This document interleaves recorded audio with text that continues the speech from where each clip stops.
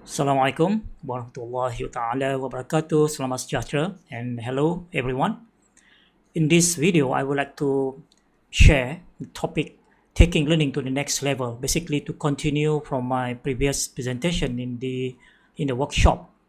But the focus will be on the curriculum design and how to create that unique differentiation as Dr. Farhan mentioned.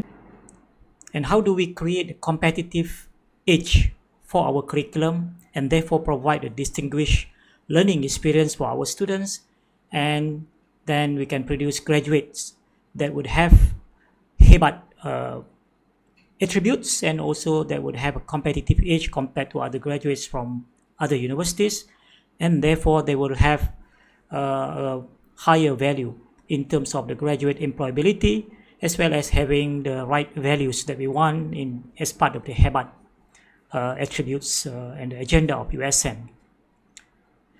So the probably the first place to start is by looking at the academic ecosystem. There are several components in the whole academic ecosystem that need to work together, but the focus of my presentation here is to zoom in on the curriculum itself.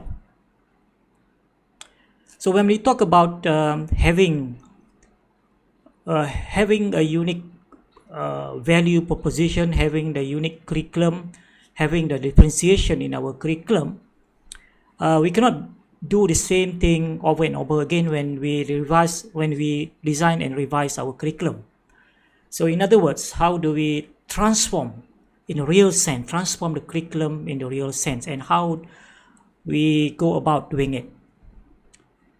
So this question here, I think we need to ponder and we need to think about it together when we embark on the next time when we embark on curriculum design. What would be the ideal curriculum design?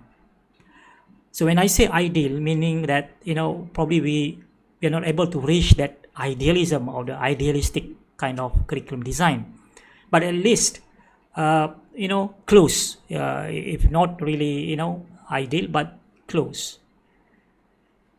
I think we need to have a different mindset. We have to think differently when we look at our curriculum. The change of mindset, the change of paradigm in a real sense.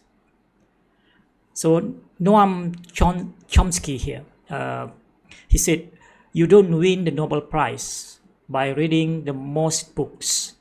Education is not just content." And the reason why I take this quote, because all this while, when we look at our curriculum, 4 years curriculum, and I always use the term just in case curriculum, because we put in all the courses there and thinking that the students would use all the knowledge, all the skill that they learn in 4 years when they go out and work. But the reality is not. Many research have shown that hardly the graduate will use 20% of what they have learned, except for some professional program like medical, maybe engineering to some extent. But otherwise, the 4 years curriculum, the courses that they learn, only a portion of it will be used in the real life, in the real workplace. So therefore, when we look at the curriculum design, maybe we need to move away from being very content-centric into more practical, and then we can have a space or room to do many other things and to inject or to infuse other elements that would realize the hebat agenda, those attributes that we want to inculcate or we want to nurture, the values that we want to instill in our graduates. So when we look at our curriculum, there are two possible kind of structure, and our curriculum may be one of these. The first one is very broad. So the program outcome very broad, and the courses that we put in is also very broad but very shallow. So this is what I call a mile wide and an inch deep. Or the opposite is, it's very focused, very narrow, but it goes very deep. So this is an inch wide and a mile deep. So which one is your program curriculum? And which one do you think is better? I think there is no one is the right model, but I think we have to look at based on the situation, based on what will be the real program outcome and the kind of attributes of the graduate that we want to produce from the program.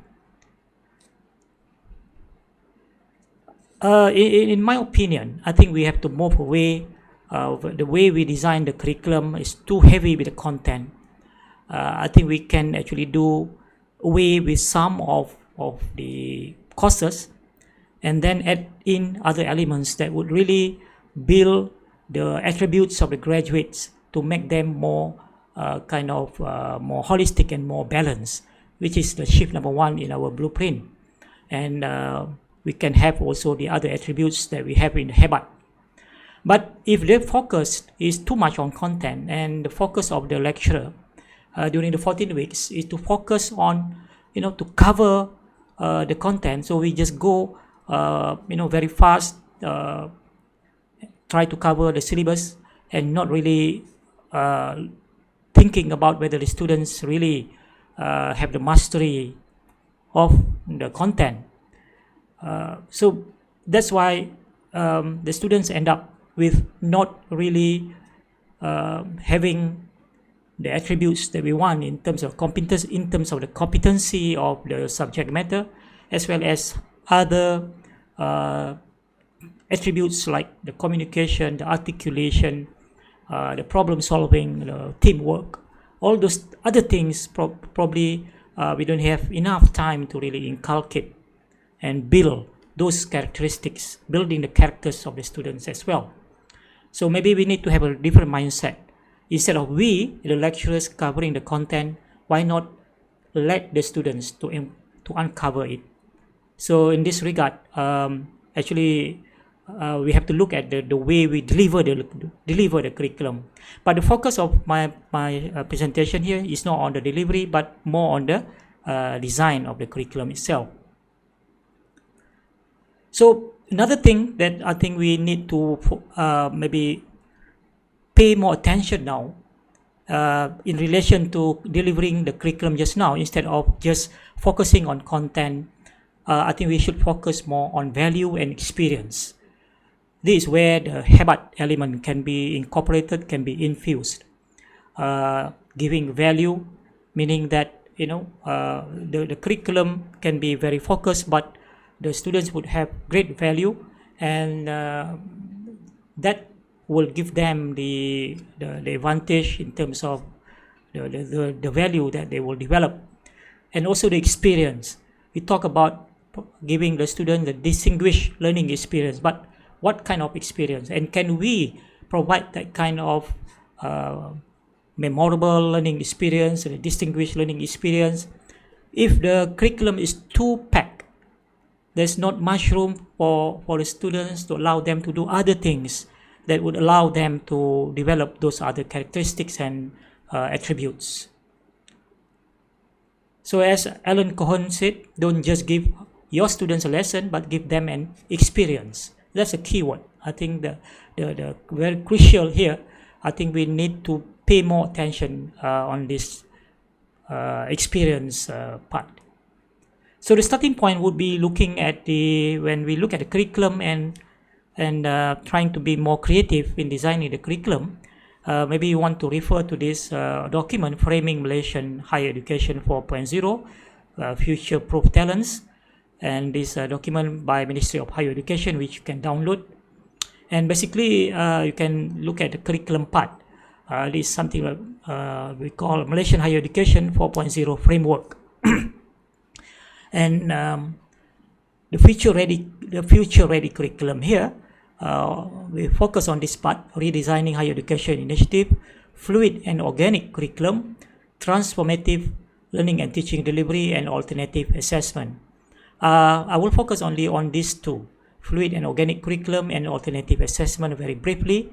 But I hope you can download this and read more on each one of these aspects that form the whole so-called Malaysia Education 4.0 framework. And this is the diagram that captures the essence of the fluid and organic curriculum structure. So basically we have the three main trunks here. First, of course, the structure that form the foundation of the curriculum. And this is where we need to put our thought very carefully and pay attention to how do we put the curriculum and how we design the program outcome in relation to the value that we want to have, the attributes we want to have the students when they graduate, whether they would have that competitive edge. So these are some of the elements.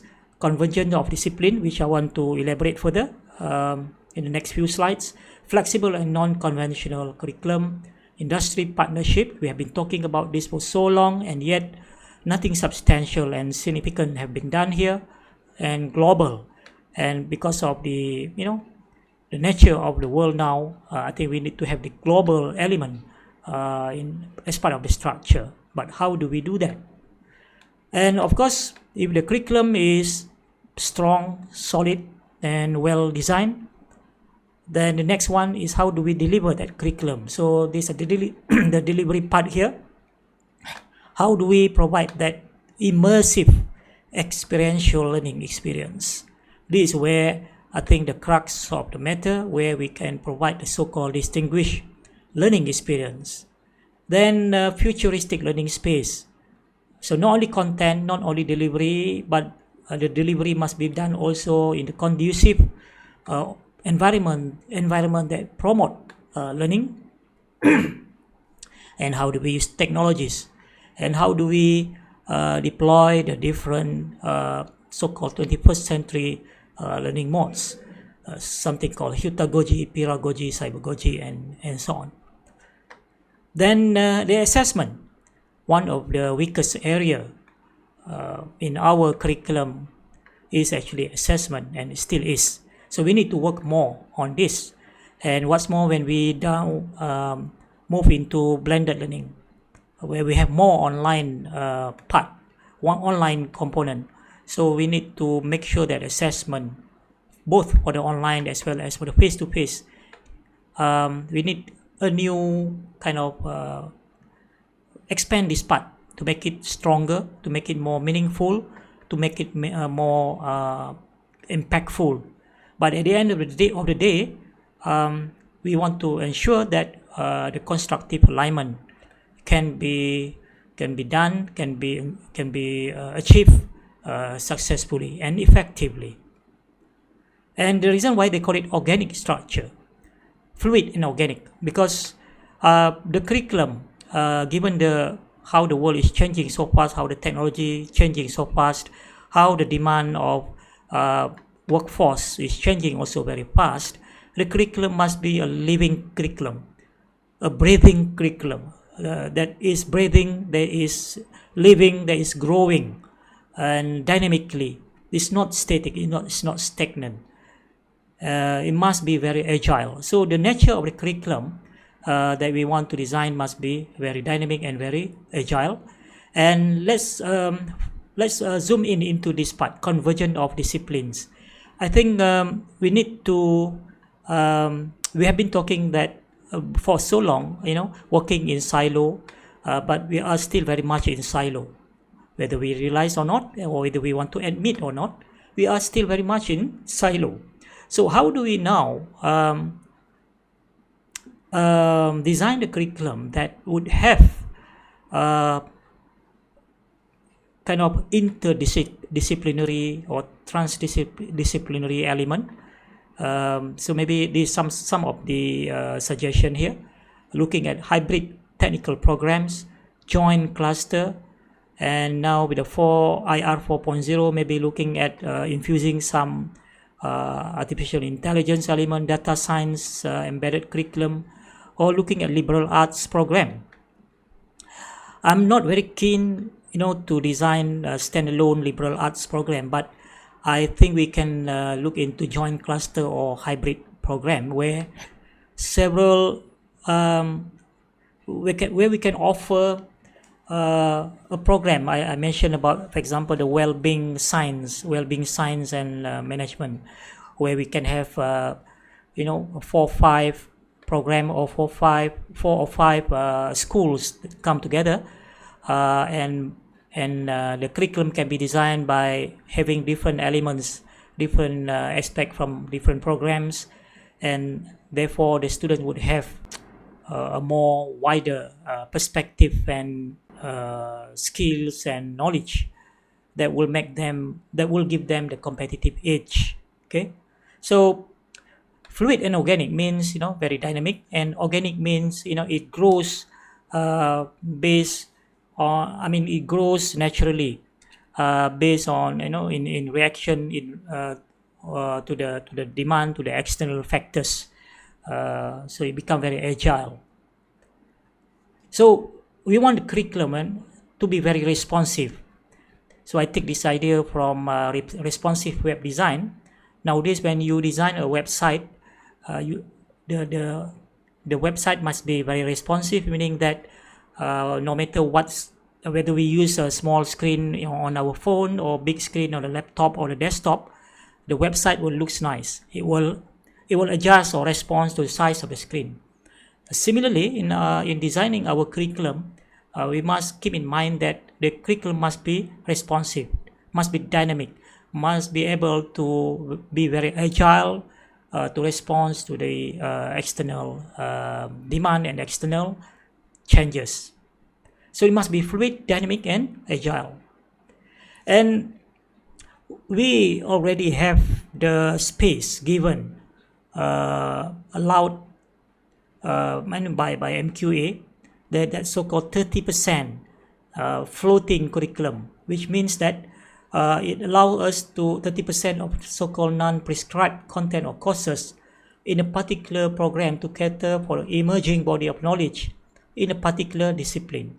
So meaning that we can use this leeway 30% to be very creative, and this is where the responsive design here, responsive curriculum comes in, where we can change and modify as necessary without having to go back to the KPT or to the MQA, because we have that space 30%, so it can be done at the school level, Majlis level, or at the Senate level only, and this process can be done very quickly.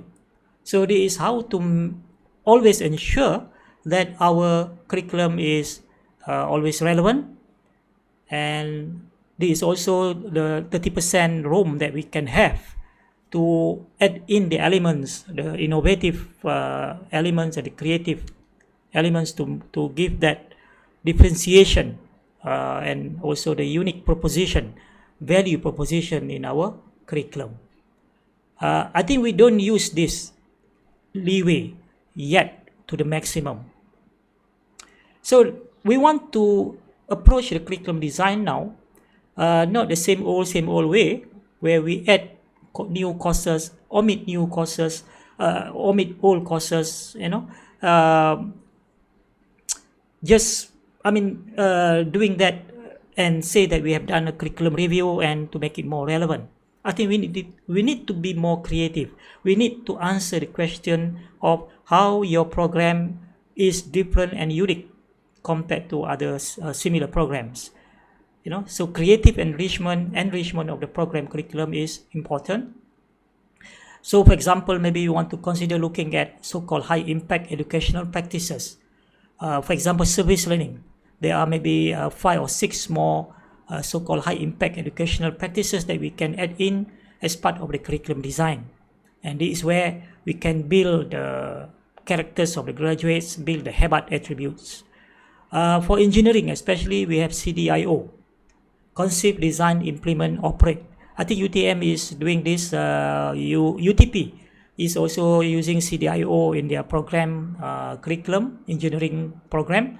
But I'm not sure about USN, but I think this is something that maybe we need to look at. And integrated curriculum. Integrated curriculum here maybe involve external parties like industry agencies, government agencies, NGO, and so on, to be part of this integrated curriculum. And this something that I think we have not yet looking into it very seriously, because it's difficult. But kalau tak dipecahkan ruyung, mana kita nak dapat sagu. So basically, and of course the micro-credential. I always believe that micro-credential is a game changer, because with micro-credential we can do a lot more in terms of giving the differentiation in our curriculum design. The scenario in 2021 and beyond, we will have our accredited academic program that we will run as a conventional face-to-face as usual. But once we have modularized all the courses into the modular form, we can start to offer the program, the same program, but in the form of micro-credential, online modular. So we can run the two programs side by side. This one is basically for the student that come through UPU. But this one is basically we aim to capture, the 70% of those who are not able to, to come to the university, to enter the university through the main channel. But these are actually the working people. But these people still want to have a formal qualification, so they can take this micro-credential program while they are working. So we can offer that program as an upskilling or reskilling or lifelong learning program, and this where the income generation can happen. But so these people can take the program very in a flexible way, but they can accumulate the certificates or the digital badge until they have until they decide to take the formal program, so they can transfer the credit and they can even get a degree. So this is actually a flexible education kind of way through the micro-credential. But how we can use this to support many other things? So imagine when we have the 4-year program and we modularize each course, and then we package each module, and we can offer this module now, this package now, to people outside, or even actually we can use for our own student as well. So once we have all the courses modularized, there are many ways how we can use this for many purposes. But first, we have to get all the courses to be modularized. Once we have the modules, it's just a matter of packaging them or bundling the modules into packages like this. Then we can offer the package as a certification program to different target groups outside USM. But some of this package also can be taken by our own students to add value to their degree. So I will show you how we can make use of this for our students. Yeah. So this is what I call sandwich model. But first, we must have all the modules in the program to be all the courses in the curriculum in the module format, and then we can package the module into several packages. Then this is something I call sandwich model for the curriculum. Yeah, sandwich model. So as you know, sandwich, we have the two, the top and bottom here, the two pieces of bread. Then we have some filling in between. So in the sandwich model curriculum, let's picture this scenario where a student take a minor package. So 120 units, 100 units will be from the main curriculum, and 20 units, let's say, the minor package. Let's say they take the minor package from School of Management. Okay, now imagine the scenario where now we have all the programs now in a micro-credential format, and then there's a different package that from the micro-credential, and this micro-credential package can come from, from different school.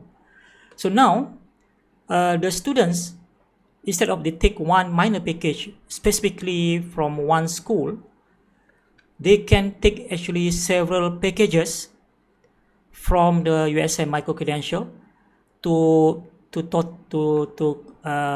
accumulate 20 units here. Maybe they can take 2-unit course from one package from School of Management, another 3 units course from MC package, micro-credential package from School of Humanities, let's say another 3-unit course from micro-credential from the School of Pusat Pengajian Seni, and so on. And that will total to amount to 20 units. The idea is we want the students to give the freedom to the students to choose modules from different micro-credential package that have been offered by different school, so that they can have a different kind of knowledge and skill that would add to the core curriculum. Not really to add to the core curriculum, but to give them a different kind of skill set or different kind of perspective that would make them more holistic and more balanced. Of course,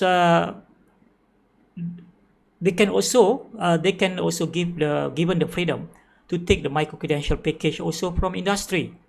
If the industry offer this, maybe something that can really add value to their core curriculum here. For example, the core curriculum is let's say electronic engineering, electronic and electrical engineering, okay, Bachelor of EE.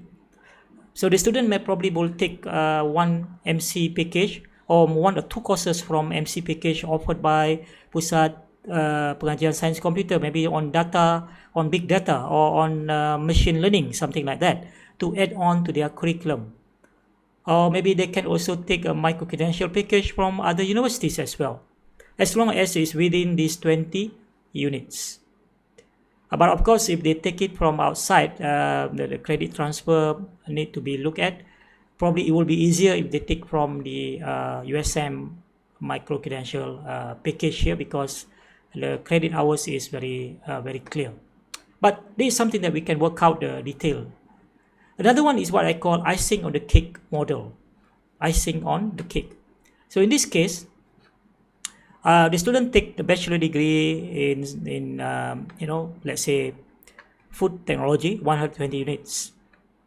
But then they want to add value to the basic bachelor, so they can take the micro-credential packages offered by different school, and they are not limited to take only one package. It's as long as they can they can afford, and this one they have to pay, of course, because this one is additional. So if the students are very smart, the students smart in terms of they want to add value to their degree, so that they would have that competitive edge, we can actually encourage the student to take several micro-credential packages from different school, especially one that would give them that so-called competitive edge or competitive advantage that would add value to their bachelor degree. So we can guide them to take a micro-credential package from the USM, from different school, or micro-credential package from other universities, or micro-credential package from industry. So it's like putting icing on the cake, to make it more to make it more kind of to keep giving higher quality, taste better, and something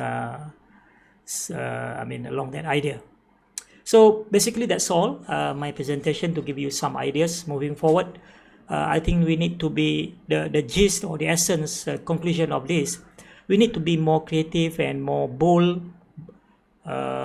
in order to really find that so-called differentiation in our curriculum. Not doing the same old again, but trying to be more creative and innovative in putting in elements that would improve or enhance the value and enrich the curriculum, and therefore giving us the so-called differentiation or the competitive advantage. So that's all for now. Thank you very much.